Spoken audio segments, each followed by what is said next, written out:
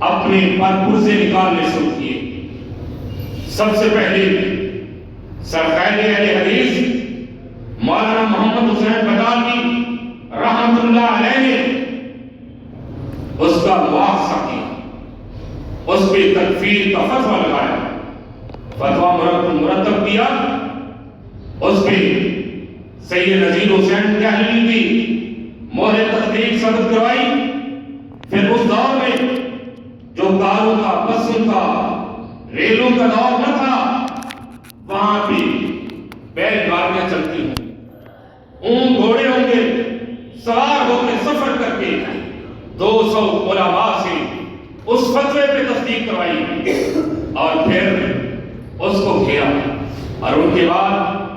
شیخ الاسلام مولانا ثناءاللہ احمد سری نے اپنے اخبار اہل حدیث میں جب اس پہ پابندی لگی،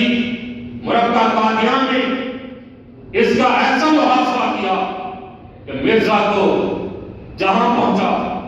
جا کے پکڑا، مرزا مجبور ہو گیا، بالآخر یہ بات کہنے پہ مجبور ہوا، بلکہ لکھنے پہ مجبور ہوا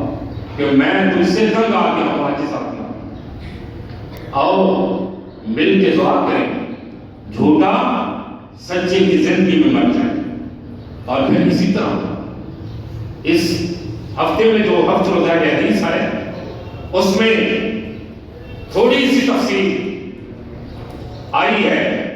کہ قادیانی دجال جب باعث جہنم ہوا، قادیانیوں نے کہا کہ ہمیں ریل کا ڈبہ چاہیے جس میں اس کی لاش بھیجنی ہے۔ مسلمان اسٹیشن ماسٹر تھا، اس نے انکار کیا۔ ایک انگریز افسر تھا، اس نے زور دیا، وہ کہتا ہے، مسلمان کہتا ہے میرے پاس اور تو کچھ نہیں، یہ گندگی اٹھانے والا ریل کا ڈبہ ہے، اس کو کہو اسی کو صاف کر دے۔ قادیانی نے اسی کی گندگی ہٹائی، اس میں اس کا وہ لاشا رکھا اور اٹھا کے یہ شیخ الاسلام کو دعوت مباہلہ دینے کا اس کا نتیجہ۔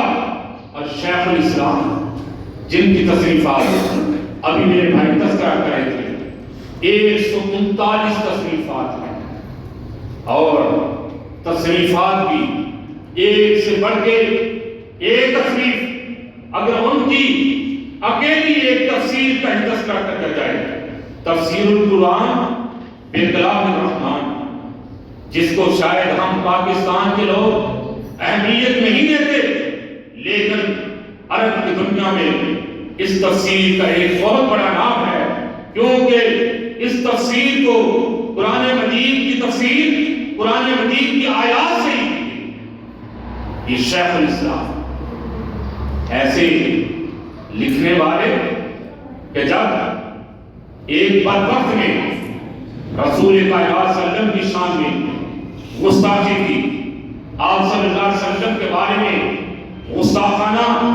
کتاب رنگیلا رسول لکھی،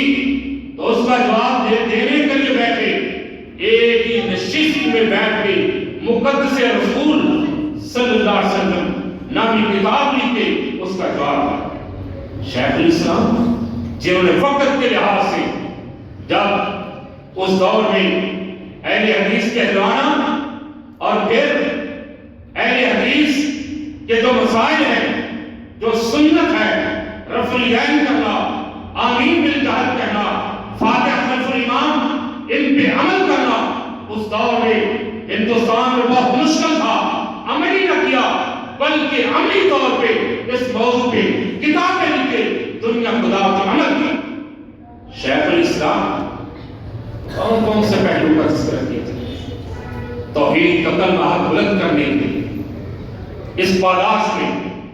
ان کے سر پہ ایک نوجوان نے، جسے مولوی نے ورگلایا تھا، بھڑکایا تھا، اس نے یا رسول اللہ کہتے ہوئے اس ثناءاللہ احمد سسری رحمۃ اللہ کے سر پہ ٹوکے کبار کیا، پگڑی پہنی تھی، زخم لگا، وہ قاتل مجرم پکڑا گیا۔ اللہ اکبر! کیسے شیخ الاسلام مجرم جب تک جیل میں رہا تحقیق کی، ان کے گھر پہ ان کے لیے خط بھجواتے رہے، اور پھر اس کے بعد وہ نوجوان جب رہا ہونے کے بعد جب وہ گھر پہنچا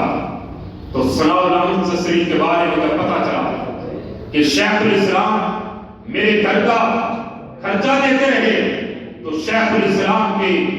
اس حسن عمل سے اتنے متاثر ہوا نوجوان کہ وہ نوجوان اہل حدیث ہو گیا۔ یہ شیخ الاسلام ثناء اللہ سری رحمت اللہ علیہ کا اخلاق تھا۔ آج ہم طالب علم کو بھی چاہیے کہ شیخ الاسلام کی طرح اپنے اندر استعداد پیدا کریں کہ کوئی میدان ہو، وہ تدریس کا، وہ خطابت کا، وہ تحریر کا، تقریر کا، مناظرے کا،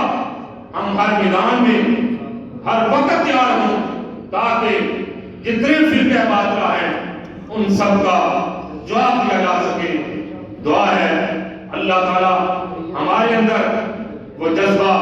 وہ ذوق اور شوق پیدا فرمائے جو شیخ الاسلام کے اندر خدمت اسلام تھا، اور دعا ہے اللہ سے اللہ ہمارے شیخ حضرت مولانا محمد ابراہیم بھٹی صاحب کو شفائے کاملہ عطا فرمائے۔ آمین۔